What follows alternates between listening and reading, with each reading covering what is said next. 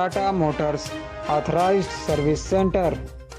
हमारे यहाँ सभी प्रकार की गाड़ियों की सर्विसिंग एवं रिपेयरिंग की जाती है।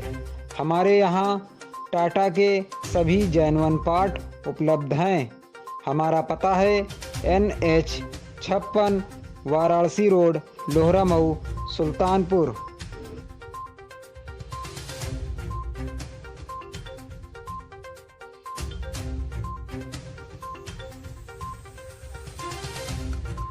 हसन मेहंदी खान, आप देख रहे हैं हर्पल न्यूज़ सुल्तानपुर। तो आज हम बात करते हैं कि हमारे ज़िले की बेटी जो यूक्रेन में रह के पढ़ती थी वो अपनी भाग्य से बच करके सुल्तानपुर आ गई है। और जो भी हमारे हिंदुस्तान की बेटियां थी, बहुत सारी बेटियां और बेटे भी वापस आ चुके हैं। तो चूँकि सुल्तानपुर की रहने वाली हैं तो हमारी इनसे मुलाकात हुई, तो आज इनसे हम बात करना चाहेंगे कि वहाँ पर हालात क्या हैं और कैसे हैं। तो सबसे पहले बेटा हम आपका नाम जानना चाहेंगे, क्या नाम है आपका? मेरा नाम शुभांगी सिंह है।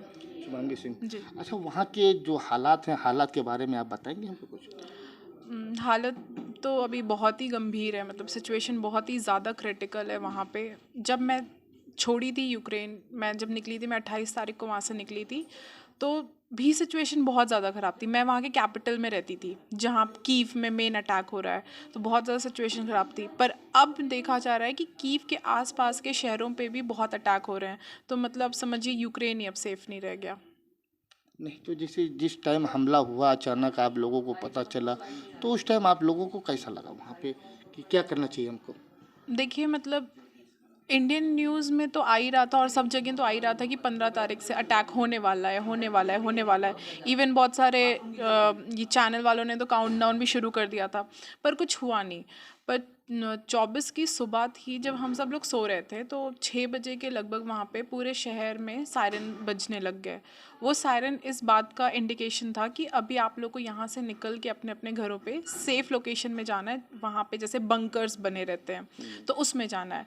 तो सब सो रहे थे, जब उठे तो जिन दोस्तों के पास पहले सायरन सुनाई दिया उन्होंने कॉल करके बोला कि अटैक हो गया, उठ जा। फिर हम लोग उठे, फिर हमने अपने शूज़, डॉक्यूमेंट्स उठाए और एक बॉटल पानी का उठाया और हम बंकर्स की तरफ चल दिए। तो आप बंकर में गई हुई थी? जी जी, बिल्कुल गए तो थे। आपके साथ मतलब कितने लोग रहते थे सुल्तानपुर के आसपास ज़िले के? जी, सुल्तानपुर के ऐसे तो अभी मुझे जाके पता चला कि काफ़ी बच्चे पढ़ते थे। वैसे तो मैं बस एक लड़की को जानती थी। वो यहाँ पे कहाँ सब्ज़ी मंडी पे रहती थी। मैं उस लड़की, वो मेरे ही यूनिवर्सिटी में मेरी 1 साल जूनियर थी। मैं सिर्फ उसको जानती थी। अच्छा, बाकी और जो रहते थे सुल्तानपुर के आसपास ज़िले के वो अलग जगहों पर रहते थे, ऐसा? हाँ जी जी, मतलब कि बहुत सारी यूनिवर्सिटीज़ हाँ, हैं, अलग अलग अलग यूनिवर्सिटीज़ अलग। हैं। तो मैं नहीं जानती थी किसी को कि कौन कहाँ है, कौन से उसमें है। ये अटैक होने के बाद जब लोगों से कांटेक्ट हुआ तब हमें पता चला कि काफ़ी मेजॉरिटी ऑफ स्टूडेंट्स हैं जो सुल्तानपुर के हैं और वहाँ पे पढ़ते हैं। इवन सुल्तानपुर के आसपास के छोटे मोटे शहरों गांव से भी लोग पढ़ते हैं वहाँ पे। तो आपको एयरपोर्ट पे कैसे लाया गया? वहाँ की हुकूमत ने आपकी हेल्प की या कि और किसी ने? देखिए, सच तो यही है कि एयरपोर्ट तक हम खुद से आए हैं। अच्छा। वहाँ पे ऐसी सिचुएशन ही थी कि इंडियन गवर्नमेंट भी घुस नहीं सकती थी उसमें। ऑल्दो मोदी जी ने बहुत ही बात करके उन्होंने जो है सीज़ फायर का ऐलान करवाया था। एंड उसी सिचुएशन के बाद जैसे ही हटा, हमारा कर्फ्यू लगा हुआ था सुबह के 8 बजे, जैसे ही हटा तो हम सबको पता था कि अब हमें यहाँ से निकलना चाहिए क्योंकि बहुत ज़रूरी है और आने वाले दिन और ख़राब होने वाले थे। तो हम सब ने 8 बजे खुद ही हॉस्टल छोड़ दिया और हम रेलवे स्टेशन की तरफ निकल गए। फिर वहाँ पे सुबह 8 बजे से हमने वेट किया। रात के 10 बजे हमें ट्रेन मिली जिसमें हमने ट्रैवल करके एक दूसरे शहर गए। वहाँ से हम सब 17-18 मेरा ग्रुप था जो हम ट्रैवल कर रहे थे साथ में। हमने एक मिनी वैन करके फिर हमने वहाँ से जाके हमने बॉर्डर क्रॉस किया। तो बॉर्डर क्रॉस करने के बाद इंडियन बहुत सारे लोग थे जिन्होंने हमारी बहुत अच्छे से केयर की। गवर्नमेंट ने बहुत अच्छी फैसिलिटीज़ दी, ना हमें खाने की टेंशन थी, ना हमें सोने की टेंशन थी। हमारे पास छत था, मतलब बेसिक ब्रश से लेकर खाने तक सारी एसेंशियल चीज़ें गवर्नमेंट ने हमें प्रोवाइड की थी। फिर उसके बाद हम एयरफोर्स से आए थे C-17 से और हमें गाज़ियाबाद पे उतारा गया। वहाँ पे भी हमारा वेलकम हुआ। उसके बाद फिर हमें यूपी भवन लेके गया उसके बाद हमारे ग्रुप्स बने और यूपी भवन के बाद हमें उन्होंने इनोवा गाड़ियाँ कर करके हमें अपने घर तक पहुँचाया सेफली।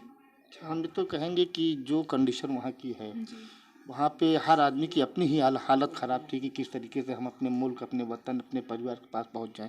तो हम वहाँ के हालात जानना चाहेंगे, जो वहाँ के लोकलिटी है, लोकल लोग हैं, उनके बारे में थोड़ा अगर आपने अपनी आंखों से देखा और नज़ारे को बताया। बहुत बुरी हालत, मतलब देखिए हमारा क्या है, हम तो वहाँ पे 5 साल पढ़ाई कर रहे थे। हमने तो हमारे ना एक कपड़े लाए, ना हमने हमारी किताबें लाई, ना हमने हमारा कोई सामान लाया। हम जिस अपार्टमेंट में रहते थे उसी अपार्टमेंट में छोड़ के आ गए, क्योंकि हमें था कि हम अपने घर जा रहे हैं।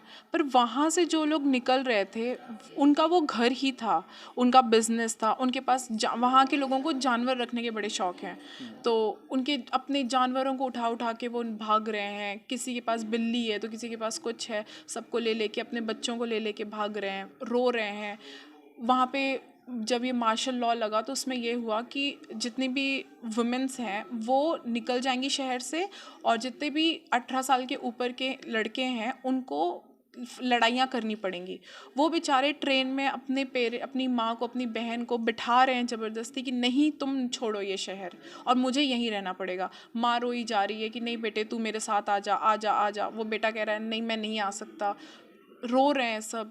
कितने सारे डिलीवरियाज हुई बंकर में उन चंद दिनों में। तो सिचुएशन इतनी ज़्यादा बेकार है उनकी कि हम सोच भी नहीं सकते हैं। तो ये छोटा सा सफ़र था यूक्रेन का, जो हमारी बिटिया काफ़ी मशक्क़त करके, मैं तो अंदाज़ा नहीं लगा सकता कि कितने किलोमीटर ये पैदल चली होगी, लेकिन मैं इस हालात से जान सकता हूँ, क्योंकि मैं भी 2 बार जा चुका हूँ लड़ाई के बाद। तो मैंने वहाँ के जो हालात देखे थे, लड़ाई के बाद मुझे बहुत अफसोस हो रहा था। तो बिटिया तो वहाँ पे अपनी आँखों से देख करके, वहाँ की हालात देख करके आई है। हमारी बेटी की तरह और भी बेटियां हैं और भी बेटे हैं जो वहाँ से सुरक्षित वापस आ गए हैं। मैं ऊपर वाले का शुक्रिया अदा करता हूँ कि सबके बेटी और बेटों को हिफाजत से रखे। कैमरामैन मोहम्मद अफसर के साथ हसन मेहंदी खान की खास रिपोर्ट, हरपल न्यूज़, सुल्तानपुर।